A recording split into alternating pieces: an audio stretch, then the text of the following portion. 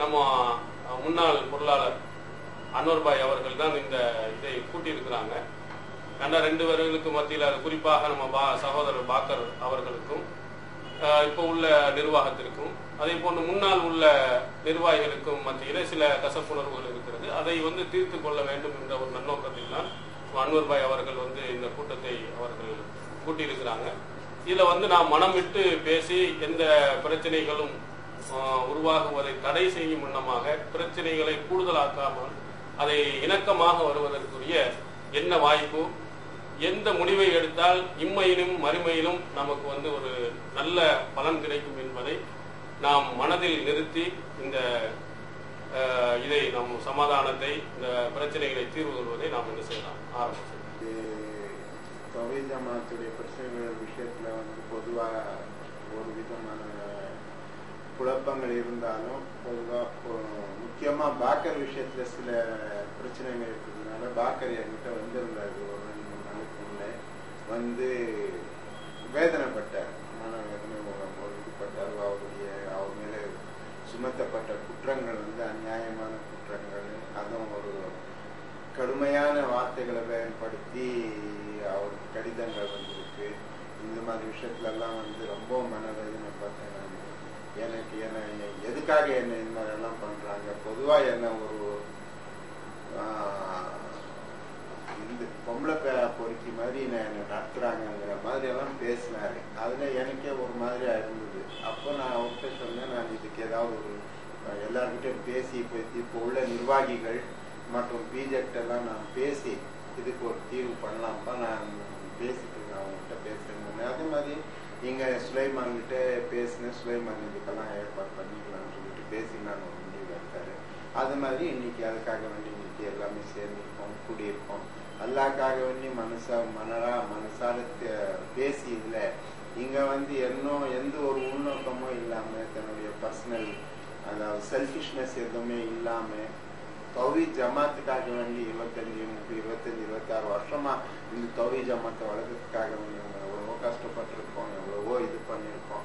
அந்த விஷயத்துல இப்போ இந்த இவ்வளவு நாளைக்கு பிறகு ஒரு பலன் கிடைக்கக்கூடிய நேரத்துல ஒரு பெரிய லெவல்ல ஒரு பெரிய இதுல தௌஹீத் ஜமாத் தமிழ்நாட்டு லெவல்ல போயிட்டு இருக்கும் போது இந்த மாதிரி ஒரு நிர்வாகிகளுக்கு மத்தியில இருக்கக்கூடிய பிரச்சனைகள் இருந்துச்சுனாக்கா இதுக்கு பின்னடைவு ஏற்படுங்கிற ஒரு நல்ல எண்ணத்தோட நம்ம இந்த பிரச்சனைகள் எல்லாம் மனசார பேசி ஓப்பனா பேசி நம்ம தீர்த்துக்கோங்கிறது தான் எனக்கு. அதான் நான் துபாய் அபுதாபில அந்த கடிதத்துல முடிஞ்சு போன சில விஷயங்கள் இருக்கு. அந்த திருச்சியில வச்சு அந்த செயற்குழுல அந்த நீக்கம் செஞ்சு 38-40 நாளைக்கு பிறகு மறுபடியும் அந்த திருச்சி செயற்குழுல எல்லாமே மன்னிச்சு அவரை மறுபடியும் அதே போஸ்டுக்கு பொதுச் செயலாளர் போஸ்டுக்காக நியமிக்கப்பட்டு அதெல்லாம் முடிஞ்சு போன கதை. அதை செஞ்சுட்டு ஒவ்வொன்றுக்கும் இது பண்ணிட்டு இருக்கிறது அவ்வளோ இதுவா தெரியல. அது வெளியில எல்லாம் பரவிட்டு இருக்கு. இதெல்லாம் என்ன காரணம், எதுக்காக இதெல்லாம் செஞ்சுருக்கீங்க, முடிஞ்சு போன கதை ஏன் எடுக்கிறேங்க திருப்பி? மாநில நிர்வாகிகள் எழுதல, இது ஒரு வெளிநாட்டுக்காரன் எழுதியிருக்காரு. மாநில நிர்வாகி தானே. ஆமா, லோக்கல்ல இருக்கிற நிர்வாகிகளும் பரப்புறாங்க. உதாரணத்துக்கு ரஹமத்துல்லா எல்லார்ட்டும் சொல்லிட்டு திரிகிறாரு. அப்புறம் நம்ம எம்எஸ் இவரும் சொல்லியிருக்காரு. எல்லா இடத்துலயும் 2-3 இடத்துல துபாயில அங்க சொல்லியிருக்காரு. அவங்க என்ன கருத்து சொல்றாங்கன்னா, அந்த தபால மையமா வச்சு அதை பேசி தீர்க்கலான்ற மாதிரியான ஒரு அணுகுமுறை நம்ம ஏற்படுத்திருந்தோம்ல. ஏற்கனவே முடிஞ்சு போனதை அவரு கேட்கிறாருன்னா முடிஞ்சு போச்சுன்னு நீங்க பதில் சொல்ல வேண்டியதானே. நீங்களும் எதுக்கு அதுக்கு ஆதரவா திரும்ப அதை பேச அவரு பிரச்சனையாக்கி இருக்கிறாரு, திரும்ப பதில் சொல்லுங்கன்னு கேட்கறீங்களா ஏன் அப்படிங்கிறது அவங்களுடைய கேள்வி. அவர் கேள்வி எழுத இந்த லெட்டர் யாருக்கு எழுதியிருக்காரு, பாக்குறவங்களுக்கு தான் எழுதியிருக்காங்க.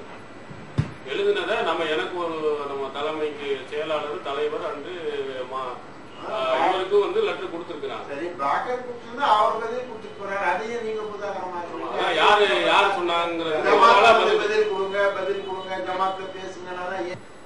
அதாவது இது ஹாமி இப்ராஹிம் அபுதாபில இருந்து இந்த கடிதத்தை பாக்கருக்கு தான் எழுதுறாரு. எழுதி எனக்கு ஒரு காப்பி போடுறாரு. தலைவர் செயலாளருக்கு நினைக்கிறேன், நிர்வாகத்தில் 2 பேருக்குன்னு நினைக்கிறேன். 2 பேரும் ஒரு ஆளுக்கு தெரியல. காப்பி 2 பேரும் போடுறாரு. அந்த காப்பி வந்த உடனே அதுல உள்ள விஷயங்கள்ல அவர் என்ன சொல்றாருன்னா, பாரதூரமா சில விஷயங்கள்லாம் சொல்லி இவர் சொல்ற மாதிரி கடுமையான முறையில தான் அது சொல்லப்பட்டிருக்கிறது. அதாவது நிரூபிச்சு ஆகணும்னு அவர் கோரிக்கை வைக்கலன்னு சொன்னா இது இவங்க கேட்க வேண்டிய தேவையும் வந்திருக்காது. அது பாட்டு அலட்சியப்படுத்தி விட்டுட்டு போயிடலாம். அவர் என்ன பண்ணிட்டு போறாருன்னு சொல்லிட்டு விட்டுட்டு போயிடலாம். ஒரு நிமிஷம், கடிதத்தில் உள்ள கண்டென்ஸ் என்ன யாராவது படிங்க. சகோதரர் மரியாதைக்குரிய சகோதரி எஸ்.எம். பாக்கர் அவர்களுக்கு தங்கள் மீது மிகுந்த மரியாதை வைத்திருந்து உங்கள் நடவடிக்கையால் அந்த மரியாதையை குறைத்துக் கொண்ட சகோதரன் எழுதிக் கொள்வது. அஸ்ஸலாமு அலைக்கும். கடந்த 31/10/2008 அன்று துபாய் ஜேடி மர்கஸில் நான் உரையாற்றி முழுமையாக துவா கூறி முடிப்பதற்கு முன் அஜாம்பட்டினத்தை சார்ந்த ஒருவர் என்னிடம் உங்கள் சம்பந்தமான ஒரு கேள்வியை முன்வைக்கவும் அதற்கு நான் பதிலளித்து முடித்தவுடன் நடந்த சலசலப்பை தொடர்ந்து உங்களிடம் ஒருவர் தொலைபேசியில் தொடர்பு கொண்டு உங்கள் மீதான பாலியல் குற்றச்சாட்டுகளை வினவிய போது ஒன்றும் தெரியாதவராய் நீங்கள் ஆச்சரியத்தோடும் மேலும் இது சம்பந்தமாக நீங்கள் சகோதரர் பிஜேயிடம் சொன்னபோது சகோதரர் பிஜே கூட அப்படியா என்று ஆச்சரியத்தோடு கேட்டதாகவும் மேலும் அது பற்றி உங்களுக்கு எதுவும் தெரியாது என்றும் ஆமீன் இப்ராஹிம் தான் இவ்வாறு பிரச்சாரம் செய்து கொண்டிருக்கிறார் என்றும் நீங்கள் கூறியிருந்தீர்கள். ஒன்றுமே அறியாதவரை போல் நன்றாக நடித்து இந்த கடைசி நிகழ்வுக்கு உரிய சாட்சியை கையில் வைத்துக் கொண்டுதான் நான் இப்பொழுது பின்வரும் தகவல்களை தேவைப்படி நேரடியாக சாட்சி சொல்ல வைக்கும் எல்லா ஆதாரங்களையும் மற்றும் சாட்சியாளர்களையும் உங்கள் முன் கொண்டு வந்து நிறுத்த முடியும் என்று உங்களையும் என்னையும் நன்கறிந்த அல்லாஹ்வின் மீது நம்பிக்கையில் பட்டியலிடுகிறேன்.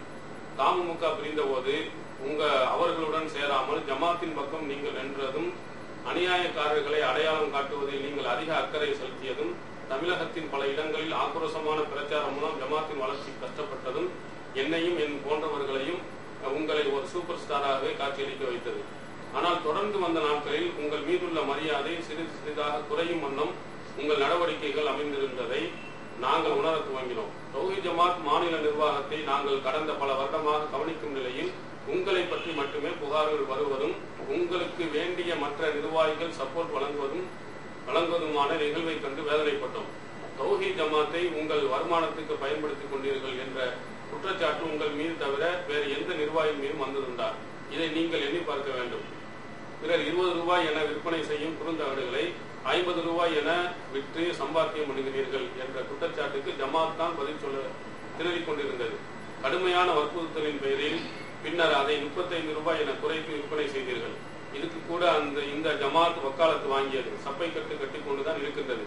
வின் டிவி நிகழ்ச்சியில் மார்க்க சட்டத்திட்டங்களை மீறி நீங்கள் விளம்பரங்களை ஒப்புக்கொண்டதாலும் இசையுடன் கூடிய நிகழ்ச்சி நடத்தியதாலும் ஜமாத் பல குற்றச்சாட்டுகளையும் விமர்சனங்களையும் எதிர்கொள்ள வேண்டிய நிலைக்கு தள்ளப்பட்டது.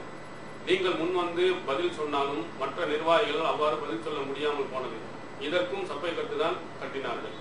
ஹஜ் சர்வீஸ் செய்கிறோம் என்ற பெயரில் நீங்கள் தொழில் நடத்துவதற்கும் ஜமாத்தை லாபகமாக பயன்படுத்திக் கொண்டீர்கள்.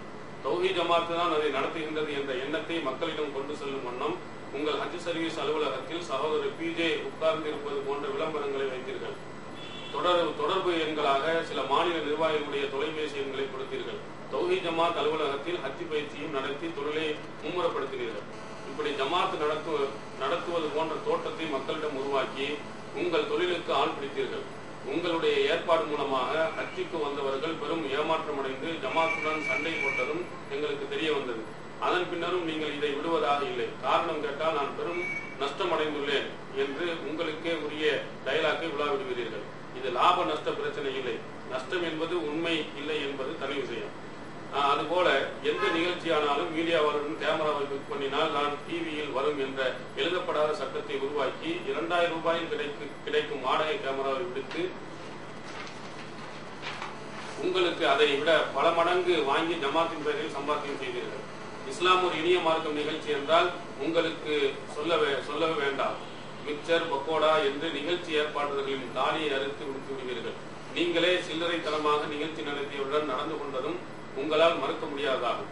நாம் ஜமாத்தை சம்பாதிப்பதற்கு பயன்படுத்திக் கொண்ட குற்றச்சாட்டு உங்களை தவிர வேறு எந்த நிர்வாகி மீதும் வந்ததுண்டா என்றால் இல்லை. சகோதரர் பிஜே உள்ளிட்ட மற்ற எல்லா நிர்வாகிகளும் உங்களுக்கு கேடயமாக பயன்பட்டார்கள். முகத்துக்கு நேராக இடித்துரைத்து உங்களை அடையாளம் காட்டக்கூடிய துணிச்சல் அவர்கள் யாரிடம் இருந்ததில்லை. மேலும் ஒழுக்க வாழ்க்கை சம்பந்தமாக உங்கள் மீது வந்த புகார்களை போன்று மற்ற யார் மீதும் அதுவும் இத்தனை அதிகமாக வந்ததில்லை. உங்கள் மீது குற்றச்சாட்டு வரும்போது அதை எதிர்கொள்ள முடியாமல் நாம மட்டும்தான் அப்படியா, மற்றவன் எப்படி நடக்கிறானா என நீங்கள் வீண் அவதூறு கூறியதை தவிர வேறு எந்த புகாரும் எவர் மீதும் வந்ததில்லை. ஆனால் உங்களால் பாதிக்கப்பட்ட பெண் உங்கள் மீது புகார் கூறுவார், அல்லது உங்களுடைய கீழ்த்தரமான நடவடிக்கையை கண்ணால் பார்த்து நேரடியாக சாட்சிக்காரர்கள் புகார் கூறுவர். இத்தகைய புகார்கள் உங்களை தவிர வேறு எந்த நிர்வாகியின் மீதும் வந்ததில்லையே. உங்களை மையமாக வைத்துத்தான் அசிங்கமான வெட்கக்கேடான பல விமர்சனங்கள் இந்த ஜமாத் சந்தித்தது. கண்ணியமுள்ள எந்த ஒரு மனிதன் மீதாவது உங்கள் மீது வந்த அளவுக்கு குற்றச்சாட்டு வந்திருந்தால் அத்தோடு காணாமல் போயிருப்பான். ஒரு துரும்பு கூட அசையாத அளவுக்கு ஒன்றும் அறியாத பாலகனை போல் நீங்கள் நடித்த போது நீங்கள் அற்பமானவராகவே எங்கள் கண்களுக்கு தென்பட்டீர்கள். உங்கள் வெட்கக்காடான செயல் ஒரு மாவட்டமே கலைந்த போதும், உங்களால் சகோதரர் பிஜே முபாகலாவுக்கு தள்ளப்பட்ட போதும் உங்களுக்கு சொரணை வரவே இல்லை. இந்த பரிதாபமான நிலையை கண்டு கூட உங்களால் மனம் திரிந்து நடக்க முடியவில்லையே. என்னால் ஜமாத்துக்கு கெட்ட பெயர் வருகிறது, எனவே தௌஹீதுக்கு பங்கம் வந்துவிடக் கூடாது என்பதற்காக நான் ஒதுங்கிக் கொள்கிறேன் என்ற முடிவுக்கு வருவீர்கள் என்று கூட நாங்கள் எதிர்பார்த்தோம். ஆனால் நாம் எதை செய்தாலும் நம்மை காப்பாற்ற ஆள் இருக்கின்றார்கள் என்ற மிதப்பில் ஒரு ஜமாத்தையே உங்கள் வெட்கங்கட்ட செயலுக்கு பயன்படுத்தி விட்டீர்கள், வழிகடாவாக்கி கொண்டிருக்கிறீர்கள். மக்கள் மத்தியில் முகம் பொத்தி கூனி குறுகி போகாமல் எங்கள் மானம் காக்கப்படும் என நம்பிக்கொண்டிருந்தோம். ஆனால் உங்கள் நடத்தை ஒரு சிறு அளவு கூட மாற்றம் ஏற்படவில்லை. ஒய்கே மென்சமின் ஒரு பெண்ணை நீங்கள் தங்க வைத்ததாக உங்கள் மீது முதல் புகார் வந்தது. நீங்கள் தங்க வைத்ததும் அங்கே நீங்கள் சென்றதும் உறுதி செய்யப்பட்டிருந்தும் ஒரு அபலை பெண்ணுக்கு உதவும் எண்ணத்தில் நீங்கள் நடந்ததாக எண்ணி எங்களை நாங்களே சமாதானப்படுத்திக் கொண்டோம். உங்களுக்காக வக்காலத்து வாங்கினோம். அப்படி ஏதும் நடந்திருக்காது என மனதார நம்பினோம். ஒரு பெண்ணை ஏன் வர சொன்னாய், எப்படி தங்க வைத்தாய் என்று அப்பொழுதே ஜமாத் எச்சரித்திருந்தால் நீங்கள் திரும்பி இருக்கக்கூடும். தனக்குத்தானே திருத்திக் கொள்ளும் பக்குவம் இல்லாதவரே ஒரு முக்கிய பொறுப்பில் இருந்ததாக எண்ணி இன்று வைக்கப்படுகின்றோம். இதன் பின்னர் நெருக்கடியான நிலையில் களியக்காவிலே நடந்து கொண்டிருந்த விவாதத்தின் போது கலவரம் ஏற்பட்டு விடுமோ என்ற அச்சம் இருந்ததால் மாநில நிர்வாகிகள் வர வேண்டும் என்ற முடிவு எடுத்திருந்தும் விவாதத்துக்கு வருவதாக சீன் காட்டிவிட்டு அரங்கை விட்டு வெளியேறி கோட்டாரில் தனியாக இருந்த ஒரு பெண்ணுடன் இருந்தீர்கள். அந்த பெண்ணுக்கும் உங்களுக்கும் தொடர்பு உள்ளதாக குமரி மாவட்ட சகோதரர்கள் கூறி வந்ததை உறுதிப்படுத்தும் வகையில் அமைந்த போதிலும் தலைமை இதை கண்டித்ததோடு விட்டுவிட்டது. உங்கள் மீது உரிய ஒழுங்கு நடவடிக்கை எடுக்கவில்லை. அரங்கிலிருந்து திருட்டுத்தனமாக நீங்கள் சென்றதற்கு உங்களால் ஒப்புக்கொள்ளத்தக்க எந்த பதிலும் சொல்ல முடியாது. இதன் பின்னர் நந்தினி என்ற பெண்ணை வரவழைத்து கோயம்பேட்டில் இருந்து காரில் அழைத்து வர செய்து மதரசாவில் தங்க வைத்தீர்கள். அந்த பெண்ணை உங்கள் தக்வா ஹஜ் ஆபீஸுக்கு வர செய்தீர்கள். அந்த பெண்ணுக்கு பட்டுப்புடவை எடுத்து கொடுக்க மதரசா முதல்வருக்கு ஆர்டர் போட்டு அனுப்பினீர்கள். பிறகு உங்கள் சொந்த ஊழியர் மைதின் மூலம் 2 டிக்கெட் எடுக்க சொன்னீர்கள். நீங்கள் அந்த பெண்ணும் கோவில்பட்டி வரை பக்கத்திலேயே அமர்ந்து பயணம் செய்தீர்கள். அவர்களும் பலவிதமான சிறுசங்கள் செய்ததை நேரடியாக கண்ட ஒருவர் புகார் செய்ததால் மாட்டிக்கொண்டீர்கள். தாவா சென்டர் மதுரை வாயிலில் இருக்கும் போது அங்கு வேலை செய்து வந்த ஆசிரியை தனித்து அங்குள்ள பொறுப்பாளிகளின் அனுமதியின்றி நகை வாங்கி கொடுக்க கூட்டிச் செல்வதாக சென்று தனித்திருந்துள்ளீர்கள். இப்படி என்னவெல்லாம் அப்போதே நீங்கள் ஒதுங்கி போயிருக்க வேண்டும், அல்லது ஜமாத்தாவது கடும் நடவடிக்கை எடுத்து உங்களை முற்றிலும் ஒதுக்கி வைத்திருக்க வேண்டும். கிடைத்த அவமானமும் கொடுத்த தண்டனையும் போதும் என்ற முடிவுக்கு ஜமாத் வந்தது. ஜமாத்துக்கு பாடுபட்டவர் என்பதால் திருந்த இன்னொரு வாய்ப்பு தந்து உங்கள் சார்ந்த சில குற்றங்களை மறைத்தது. இன்னும் பல பெண்களிடம் நீங்கள் கீழ்த்தரமாக நடந்து கொண்டீர்கள். இப்போதும் நடக்கிறீர்கள். உங்களுக்கு பயந்து பெண்கள் மதரசாவை காணத்தூருக்கு மாற்றும் நிலை ஏற்படுத்தினீர்கள். சரிய தீர்ப்பாயத்துக்கு வரும் பல பெண்களிடம் நீங்கள் தனித்திருக்கும் நிலையை கண்டு உங்களிடமிருந்து அந்த பொறுப்பை பிடுங்கினார்கள்.